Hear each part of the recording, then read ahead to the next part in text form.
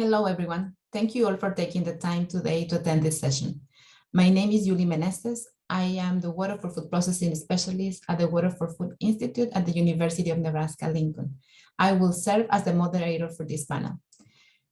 Today, our group of experts will talk about water reuse in food production and how to take this important concept from theory into implementation and their experiences and lessons learned in the process. Let me introduce you to all the speakers. First, we have Javier Mateo-Sagasta. He is a senior researcher at the International Water Management Institute. Javier's programs and projects are related to the control of water pollution, the safe use of marginal quality water in agriculture in both developed and developing countries. And finally is Justin Mattingly. He is an environmental protection specialist at the Office of Water at the U.S. Environmental Protection Agency. He collaborates directly on the National Water Reuse Action Plan. Without further ado, let's get started with the session. Enjoy. Good morning, everybody. I am Javier Mateo-Sagasta. I am a senior researcher working on water quality in the International Water Management Institute, where I do coordinate the work that we do on water quality, as I said, and I lead a number of projects, including the Rewater Mine project, which is the project I will be basing my presentation of today. So I'm going to be talking about water reuse in Middle East and North Africa, and will provide an overview of the status, prospects, and challenges for more and safer water reuse in the region, right? But I wanted to start by providing a sense of urgency, of emergency. So this region is one of the most water scarce regions in the world. This means that we are already tapping on non-renewable water resources. We are depleting groundwater because there is not enough water for all uses. We are tapping on fossil groundwater, limiting the water that will be available for future generations, right?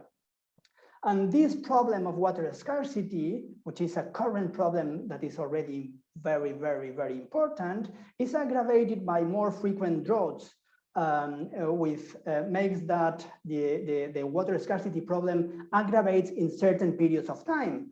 And it's aggravated at the same time by increasing water pollution, with more pollution loads coming from agriculture, from cities, from industries that are making that there is less and less water that is safe for use. And all this together is having major impacts on economic growth, but also on human development, with these dramatic pictures that we see in the media too frequently, right?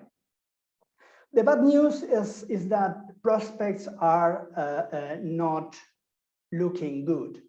We have, on one hand, population growth and urbanization. So we have seen that in the region, there has been an increase of population of 10% in the last 5 years. And this has been a trend all along the last decades, right? This major growth in population and this population concentrating in cities, with implications for more wastewater produced, but also with implications for changes in our consumption patterns. With urbanization and with more income per capita, we are changing our diets. We are using more kilocalories per person. We are consuming more kilocalories per person, and we are shifting our diets towards products that are more intense in the use of water, like meat, right? As a result, agriculture is expanding and intensifying to be able to provide the food that we are demanding. And this comes with more water demands. And on top of all this, we have climate change, with the last report from the IPCC showing dramatic forecasts for the region, for the MENA region and for the whole Mediterranean area, where we have seen that with only 2 degrees of increase in global temperature, we could have up to 20 or 30% of decrease in precipitation around the Mediterranean. And climate change will not only bring less precipitation, but more frequent droughts and we'll have also more evapotranspiration by crops, increasing water demand. So all this together looks like a clock bomb. And then countries, international organizations, policymakers are thinking on how to address these water challenges and thinking about how to increase water productivity, how to make a more efficient use of water, and also considering non-conventional waters, including wastewater as a resource. So wastewater as a resource, here it is. You have here a nice glass of wastewater, which is basically 99% pure water. And then the 1% that remains is made of valuable resources like organic carbon, nitrogen, phosphorus, that can be used for beneficial purposes, including agriculture. And of course, there is a small portion in terms of volume, but very important in terms of health and environmental risks that are hazards like pathogens and dangerous chemicals that if we are able to control, if we are able to reduce them or remove them, we will have benefits for all the parties involved. What type of benefits? So on one hand, we can have with water reuse new water at the river basin scale. And we will have new water if we recover the wastewater that was previously lost in the sea or through river or land evaporation. If we recover this water, we have new water to boost economic development, right? But this is not the only benefit. Agriculture, cities, and the environment can benefit. We have agriculture benefiting in different ways. Reclaimed water can be a constant flow of water all year round that minimizes the needs for other types of water and that provides resilience to droughts, right? This water is also rich in nutrients, and these nutrients can increase yields and productivity and incomes for farmers. Also, water reuse can bring food production closer to cities, increasing food security and minimizing, carbon footprints because of lower transport chains. And also cities can benefit because they can see in agriculture, for instance, an additional treatment to be combined with conventional wastewater treatment plants, where agriculture uptakes nutrients, nitrogen, phosphorus, that otherwise could end up in water, causing eutrophication. And of course, because of this, the environment also benefits, and also because water reuse can also conserve fresh water for environmental purposes, right? So where is this nice resource? What is this wastewater in the region? We are trying to make an assessment on what is the spatial distribution of this resource, which is what you can see in this map in the center here. Of course, this correlates with population density, but also with the per capita wastewater production, which is different in different countries in the region and not necessarily linked to water scarcity, but is more linked to income. So we know that the per capita wastewater production in the Gulf countries, those countries that can afford desalination and a lot of water use per capita, produce more wastewater per capita as well.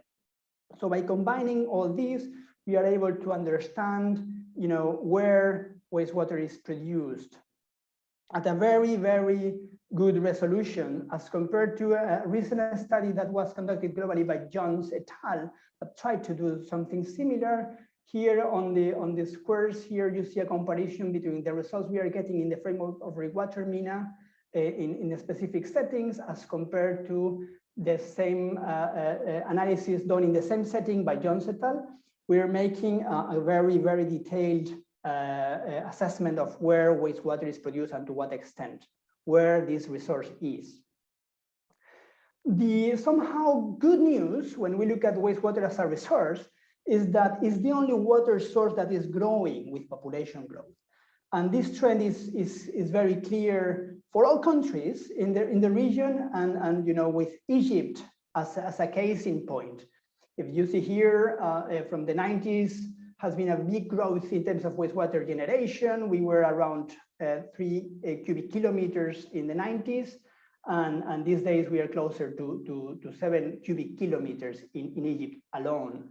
And these trends have been observed in many other countries in the region, right? So wastewater generation is growing. What it happens in terms of treatment? So we have a total estimated generation of wastewater of 19 cubic kilometers in the whole region. And from national statistics, we know that there is capacity to treat almost half of it. Of course, different countries have different treatment rates, with countries like Israel or Gulf countries or Jordan having something close to 100% of treatment capacity, while other countries like Lebanon or Sudan or Mauritania are lagging behind, right? But on average, we know that we can treat more of or less half of it, although the actual treatment could be less because some of these treatment plants are not properly operated and maintained and therefore not operational, right? And the actual treatment is a bit less, but close to 50%.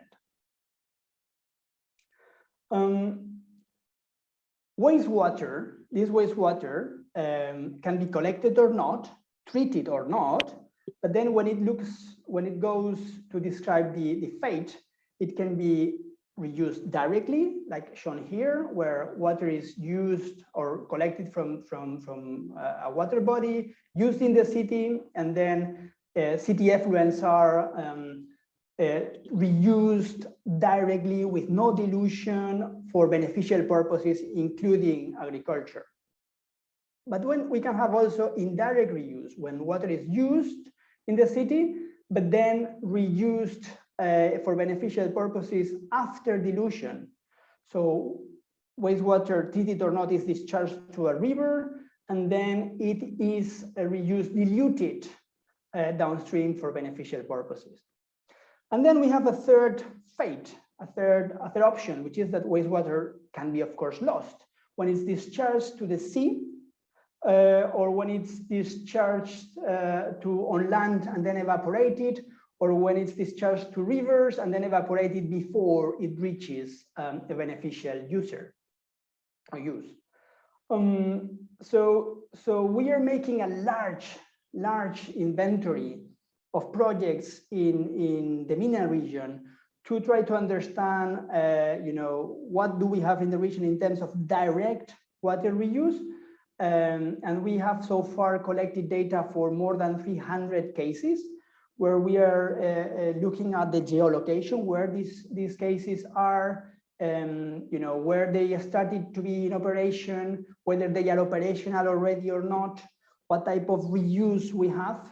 It's reused for irrigation in agriculture, for forestry, for environmental purposes, etc. And then we have the numbers in terms of the amounts of wastewater that is treated and that is reused from every treatment plant. And when we have data, we try to understand also the extent, the hectares irrigated, if we are talking about reuse for irrigation, right? So with this, we are making this inventory that is summarized here in this map, where you can see that we have more than 300 total cases, more than 300 cases. A large portion is relatively small, which means that is, volumes of treated wastewater are less than 5 million cubic meters per year. Then we have a number of medium-sized projects, large projects represented with a square, medium represented with a triangle, and mega projects. We have 8 mega projects with more than 100 million cubic meters per year, right? And we have also classified them in terms of the type of reuse that is made, where you see those in red are those that reuse their wastewater for agriculture or forestry. Then in orange, you see those that reuse their reclaimed water for landscape irrigation. In yellow, you have environmental purposes, in green, industries, etc. So this already helps to understand some patterns we see in the region, where we see, for instance, in countries around the Gulf or Morocco, where the dominant type of reuse is for landscape irrigation. And this is typically driven by perceptions and the policies there that limit other types of reuse. While in other areas like Tunisia or Israel, Israel, Jordan, and Egypt is more on agricultural irrigation or forestry irrigation, right? When we look at the aggregates per country, and that's interesting, we start seeing that we have large of wastewater that is not directly reused. So here what we see in blue is the amount of the produced wastewater that is treated and reused for beneficial purposes. And in gray, we see the amount of wastewater that is not directly reused, which means that it could be either lost or indirectly reused. So we see all these countries in the Gulf that are treating and reusing a lot of their wastewater. Also Jordan, here we are missing Israel, which is also, like Jordan or at a higher level in terms of treatment and reuse. But then we have a number of countries, Lebanon, Algeria, Sudan, many others that are lagging behind, where really wastewater is still an untapped resource, right? But still the key question is what portion of this gray area is for indirect reuse and how much is really lost, right? So at the regional level, we know that we are producing around 19 cubic kilometers of wastewater. We know that we directly reuse around 22% of this wastewater after treatment. We know that there is an amount of direct reuse of untreated wastewater, and we have seen this in Lebanon, Morocco, in a number of countries. But this is typically unreported because of its nature, but it's very important because of the health risks associated to that. But then we are now working with a model that we have conceptualized in IMI called Sewage Track, which stands for Spatially Explicit Wastewater Generation and Tracking Model, where we are estimating the amounts per country that are indirectly reused or lost.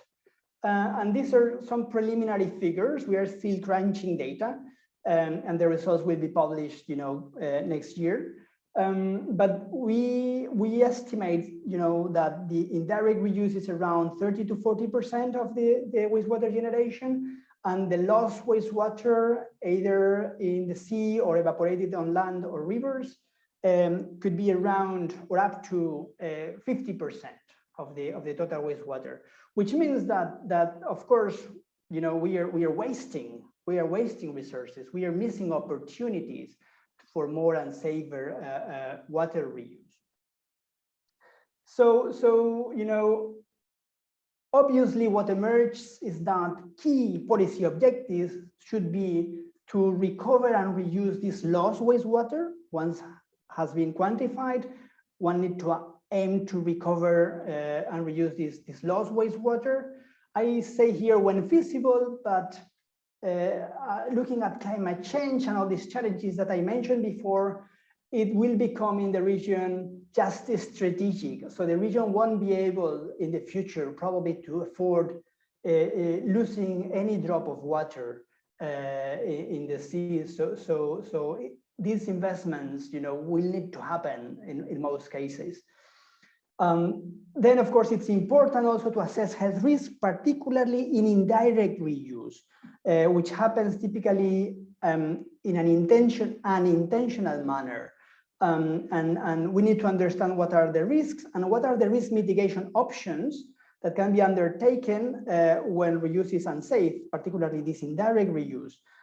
Thinking about not only treatment, wastewater treatment, but also multiple barriers. What can be done on farm for the safe use of marginal quality water? And IMI has worked on that as well, right? And we have a number of publications around that. which are important to be thought about in the region. So what are the challenges for more and safer water reuse? Why wastewater is still an untapped resource in a region that is thirsty? First, I will mention just few, there are more. But first is the issue of high cost and lack of cost recovery mechanisms. So wastewater reuse can be expensive. You need to treat wastewater, you need to transport of this reclaimed water to the final user, and that's expensive in terms of capital expenditures, but also on operation and maintenance. So it's very important to understand first whether the benefits of water reuse are higher than costs, whether reuse is the most cost-effective intervention as compared to alternatives like desalination, and whether or who, understand who is going to pay for the cost of reuse, of a reuse project. If farmers are not the only ones benefiting, they of course shouldn't be the only one paying. The polluter pays principle should apply, and cities should pay their share. And because the environment also benefits, the society should also contribute as a whole. It's also important to understand how reclaimed water can compete with fresh water in a heavily subsidized sector, where fresh water provision for irrigators or for citizens is heavily subsidized. So all this call for new thinking on how to address this and make reuse competitive. Then we have another challenge, which are the cultural barriers and distrust. Even when we have a project that is safe and that is financially feasible, we can still have rejection from some stakeholders that can block a project, right? So because of the jack factor or religious concerns. So these type of challenges need to be addressed, right? We have also institutional fragmentation that prevents the formulation of comprehensive policies that include the interests of all the parties involved. And that's also very critical if we want to have formulation of policies that are implementable, and that there will be no one blocking them along the line, down the line. So roles and responsibilities between different stakeholders, as well as accountability mechanisms should be in place. What happens if something goes wrong? Who is responsible? This needs to be very clear. And then another challenge are the over stringent regulations or inadequate regulations. In some countries, there are not regulations at all. At least, for instance, Lebanon, we have guidelines, but not regulations. And in other countries, we are trying to import the regulations of high-income countries. And this is sometimes, means that are not affordable, that cannot be adopted because the cost of adopting them are prohibitive. So they are typically then ignored in practice. So nice papers, but ignored in practice. So this is another important regulation. Another important challenge. We need flexible policies and regulations that are adapted to the local context while making reuse safe. So, what I have shown in the presentation today, it's only part of what you will see in a book we are producing, and that we hope that will be published next year. Where in volume 1, you will have, all this data about the evolution, state, and prospects of water reuse, not only the volumes of water that is treated and reused, but also the state of policies in the region, of water reuse policies in the region, the state of water reuse institutions, the state of the economics of water reuse. We will have also another volume on success stories. We are gonna have, from all this catalog, all this inventory of reuse cases that we have, of more than 300 cases, we have selected a number of success cases that are delivering, benefits for different parties, that are safe, that have been financially feasible for a while, for some time already. And we are trying to analyze what are the factors that made them a success. And we are going to be having this in a book, in a volume within the book. And also we are going to document them with videos with the hope that this can, trigger replication in the region and somewhere else. And then we will have a volume 3 on guidelines on how to do things, how to address challenges, how to select, for instance, on-farm practices for the safe use of reclaimed water, how to design bankable projects that are financially sustainable, how to engage stakeholders from the beginning to make sure that the project is properly designed and that it brings on board the interest of all the parties.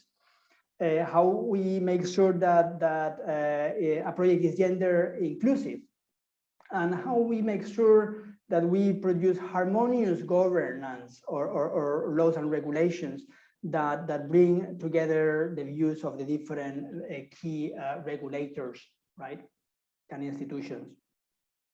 So this will come next year. We are working on that, and I hope that this will be useful for you as it is published.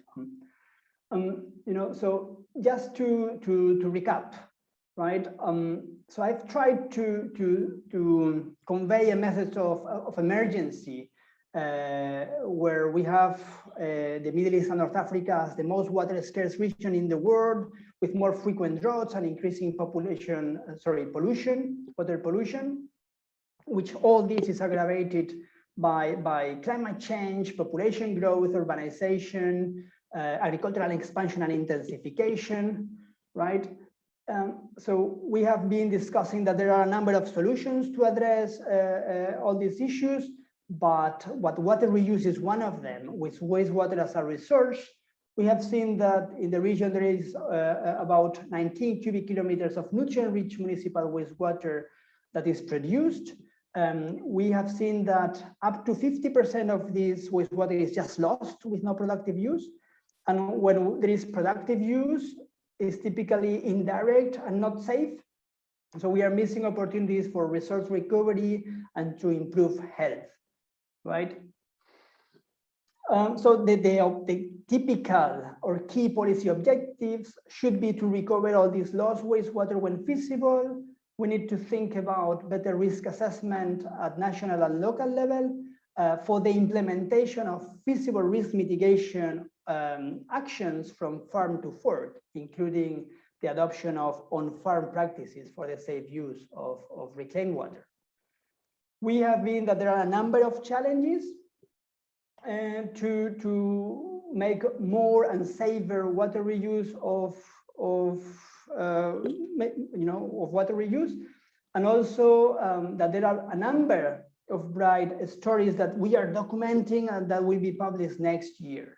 So if you want to know a little bit more of what we are working on in this project, please feel free to contact me. Here are my contact details, or visit our webpage, our project webpage, which you can also Google Rewater MENA, and then the first thing that you will see is our project webpage. So please don't hesitate to visit the web page or contact me if you have any questions on this, and I will be glad to answer. Thank you very much.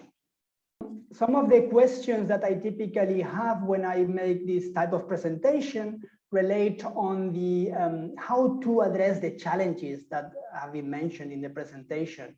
For instance, how to increase collaboration between institutions for more inclusive policies. That's key, and that's very relevant at national level. Because comprehensive policies require the concurrence of the water sector, the health sector, the agricultural sector, the environmental sector, and ministries. So this requires inclusive leadership. we need one of these ministries to take the lead in the formulation of these comprehensive policies and include the others, because this will have benefits for all, because the alternative is to have a policy that is promoted and formulated by one of the parties, and then there could be problems down the line in terms of implementation with other sectors blocking the actual enforcement of the policies. So it's very important to include, all key parties involved, being aware that this will require a platform for negotiation. This will require trade-offs management. This will require that we understand that this will take time. So one cannot expect to have a participatory process in a couple of months. It will take time to reach agreement and consensus, but the benefits of that would be great. So that's an important way to address this issue of collaboration between sectors. Then another typical question that I get is how to address the challenge of perceptions. Even when a project is safe, and even when a project is economically feasible, and many times there could be opposition, or some of the stakeholders involved can reject the project because of the jack factor, or because of cultural barriers or distrust. So here it's very important to again engage into a participatory process from the beginning, from the deciding phase, when you're deciding your project, to make sure that the interests of the different parties are addressed. And it's very important to think about a communication strategy. Terminology matters, and we all struggle to use the right terminology. If treated wastewater is treated, it's not a waste anymore. So probably we need to call it reclaimed water, or we need to call it, recycled water. This is very well known in the West, but in developing countries, we still use wastewater reuse, and this is not helping for improving perceptions. So it's very important to think about the terminology, to think about the messages that you want to convey, and how to bring them to your target audience from the beginning. So that's critical to address this thing of perceptions. And another question that I get, and I partly answered that in the presentation, relates to where we have seen success stories that can inspire us, where we can learn how to address these challenges. And on this regard, I would ask you to bear with me, to wait for this publication that will come next year. In the meanwhile, in the coming months, we are hoping to publish a number of videos of success stories, where you will start seeing the benefits that we are getting in these particular water reuse cases and what made them a success. But bear with me for the release of the book next year. Thank you. Welcome, everyone. My name is Justin Mattingly. I'm with the U.S. Environmental Protection Agency in Washington, D.C., in the Office of Water, and I'll be talking to you a little bit about EPA's activity in water reuse, and specifically the National Water Reuse Action Plan. So I'm going to get started right now. I'll share my screen real quick. Okay, you should be able to see this. So this is a bit of a repeat of what I've already mentioned. But I should say real quick, some of the views here are mostly representative of me and not necessarily of the entire US EPA. But first of all, a little bit of background on water reuse. Long story short, water reuse, it's the treatment and use of an impaired water source for other purposes. People, typically this might be municipal wastewater effluent, but could also include things like stormwater, agricultural drainage, on-site building water as well. Some of the drivers for water reuse, certainly it's about the threats of available water supplies. This can be due to climate change, aging infrastructure. Some communities are thinking about rethinking their infrastructure as they're looking to repair and build new infrastructure, and certainly population growth. And really, water reuse can provide alternatives to existing water supplies. Agriculture, that's the first thing on the list. That's what everyone is here is for. But there are plenty of other uses out there. Potable supply augmentation. This is one of the newer applications that are out there, and it's being seen in places like California, Florida, Texas, but also places like Colorado and Arizona, some newer states that are getting involved in this area. Groundwater augmentation, industrial reuse, including the food and beverage industry that has some history in water reuse, and certainly environmental restoration as well. But stepping back a little bit at EPA, one of the big things we're doing is implementing the National Water Reuse Action Plan. This is a national collaborative that's led by EPA, but it includes other federal agencies like the Department of Energy, Bureau of Reclamation, and of course the Department of Agriculture. And we're working with industry partners, states, other non-governmental agencies focused on advancing the science and acceptance, the science and practice of water reuse. And we have a quote here from our Deputy Assistant Administration. And one of the connections that's very clear with water reuse is adaptation to climate change and really climate stress and water shortages. So the National Water Reuse Action Plan, it's divided into a series of discrete actions. This graphic here is actually a little bit out of date because the RAP is considered a dynamic effort. We have right now about 45 active actions. We add new actions on a quarterly basis, and each action is divided into a series of discrete milestones and objectives. Actions can be large in nature. They can also be small in nature. Really, the only requirement for a RAP action is to make measurable progress for water reuse. As you can see here, we have over 100 different partners and leaders and well over 300 specific implementation milestones that are being added, again, on a continuous basis.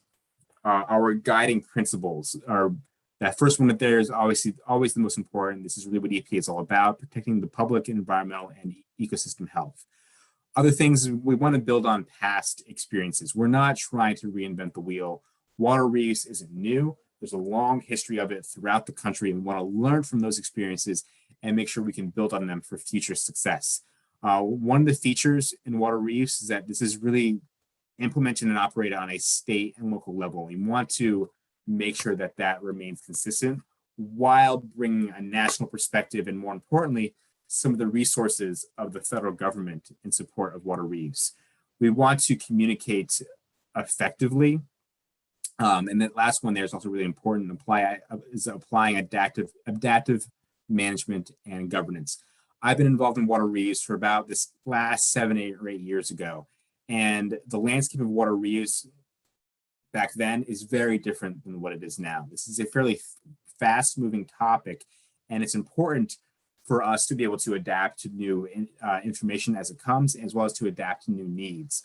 There are communities now thinking about water reuse that a decade or so, it wasn't even on their radar. And it's important that we all think about that and be able to adapt relatively quickly to new conditions. So the implementation, again, we have about 45 or so discrete actions. Those actions are divided into 11 different strategic themes. Water reuse, it's a multidisciplinary topic. Certainly involves things like technology development, science, and specifications, integrated watershed action, but it also gets into some other areas, things like financial support, outreach, and communications, workforce development. It's all part of it.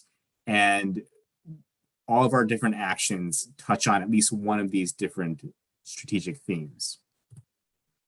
Now, if you're interested in learning a bit more about the RAP, I would really encourage you to go to our online platform.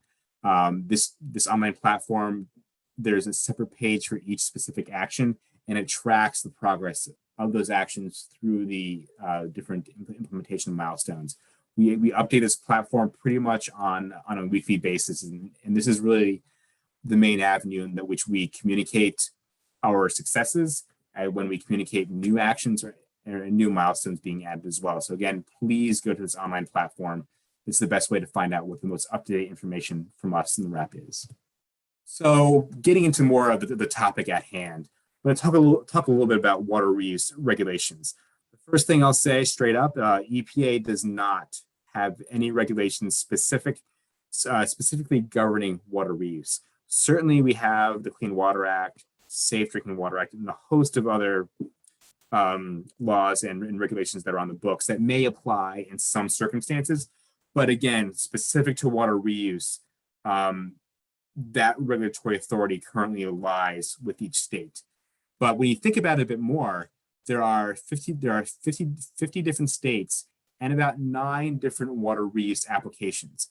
Those applications are on the right of your screen right now. Again, I've talked about many of these, but of course, the one of most of interest here is agricultural irrigation. But again, when you think about 50 different states, 9 different applications, that results in many, many different possibilities for regulations. So this is where we're in the wrapper coming in.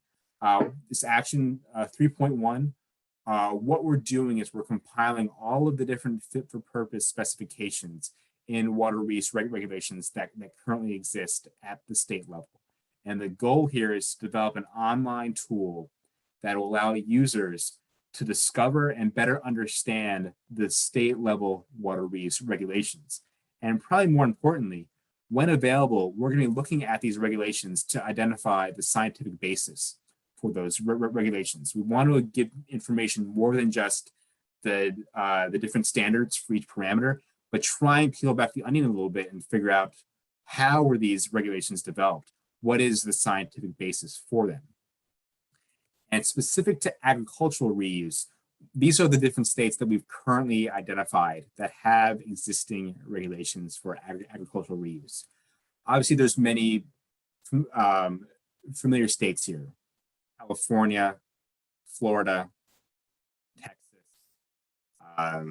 other farming states like Nebraska as well. But there are other states as well that have existing agricultural regulations that you may not think of. States like Maryland, Massachusetts, Wyoming, a whole host of states have regulations on the books right now for agricultural water reuse. And I should say this collection of states may expand as we continue our work collecting and understanding different regulations.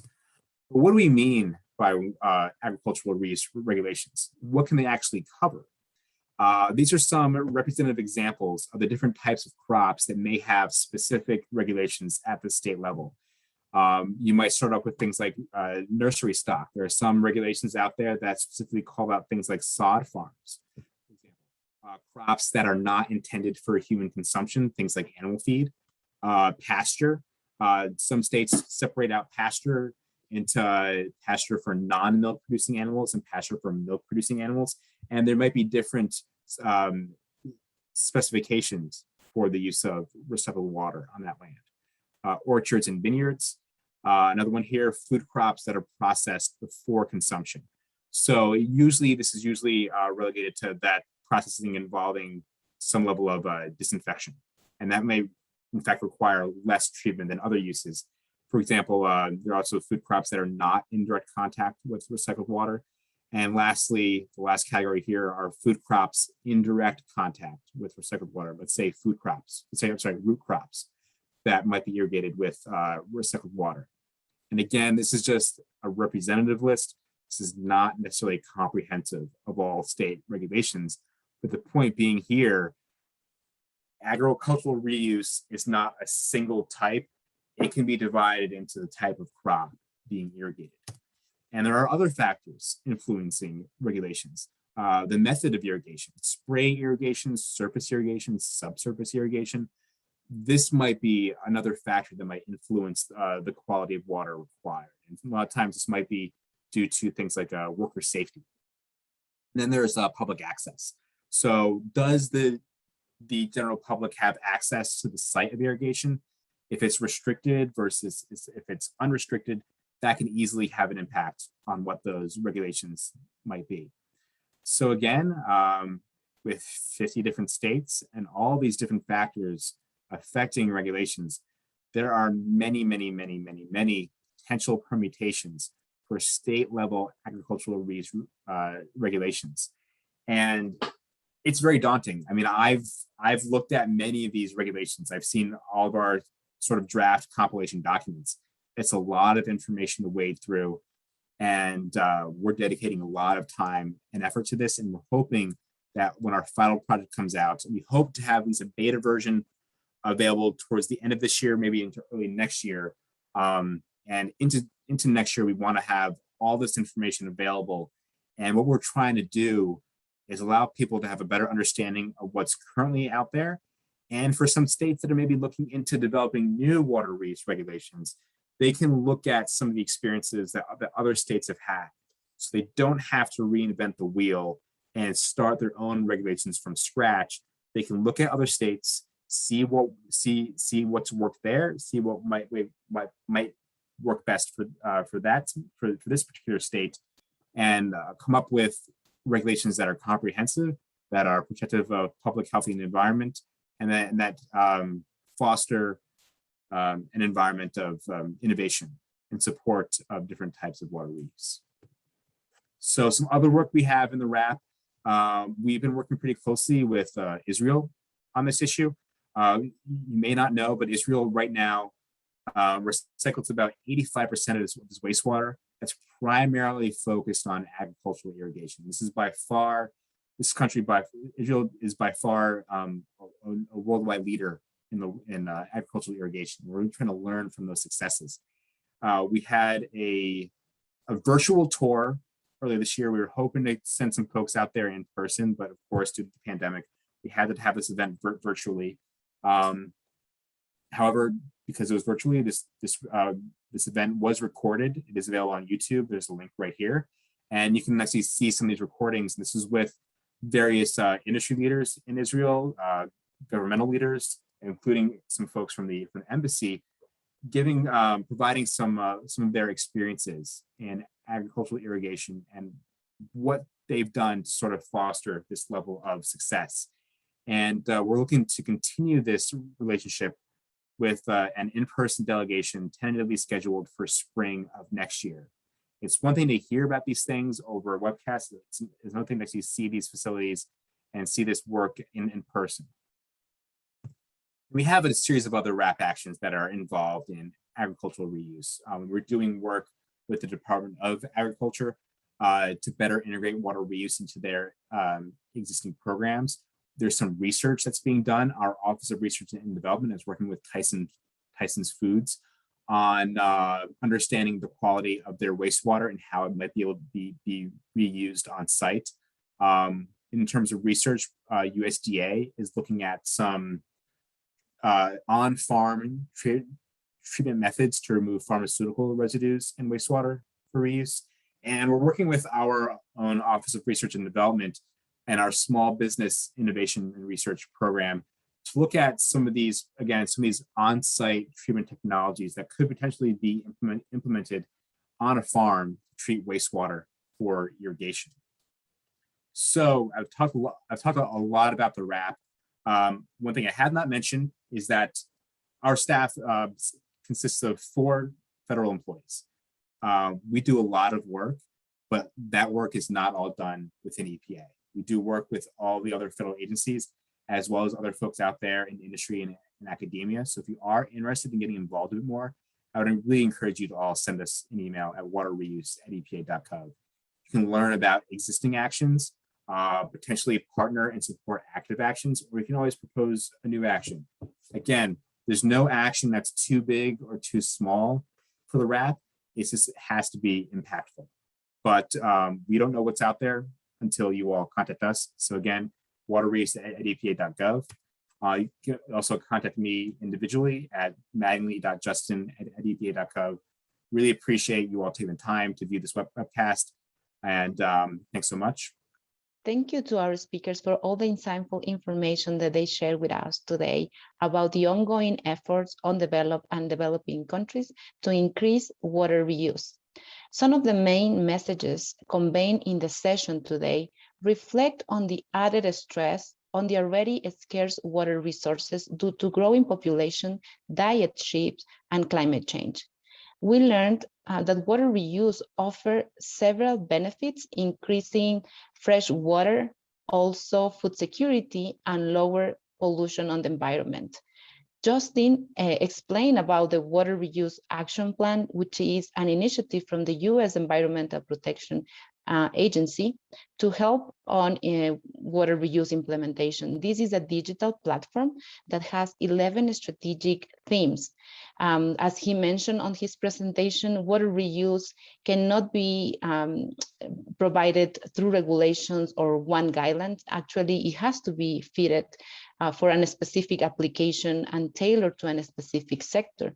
Therefore, this digital platform will guide you through the process to implement water reuse for your specific needs. We also learned from Javier about his efforts on the MENA region. He mentioned that some countries in this region won't have the opportunity to not reuse wastewater in the future. And therefore, all the investments done at this time are critical. He shared with us about their efforts on quantifying all the different wastewater available in the region. And he mentioned that actually there is potential to treat 50% of the total wastewater generated. However, cost and the difficulty to collect the wastewater are among the main reasons why not all the wastewater is reused. Also, he talked about cultural barriers and, of course, regulations that need to be able to reflect the need for a specific region and be able to promote safe water reuse. He mentions that next year, his team will make available 3 books, one that will contain all the data collected about quantification of wastewater sources, also some success stories and some guidelines that will help on the implementation of water reuse. As a final conclusion for this session, wastewater is an untapped resource that has the potential to help us face some of the most critical challenges that we have today, including climate change, water scarcity, water quality, and of course, increased demand for nutritious and safe food for all. I want to thank you all for your attention and your time, and until I see you next time.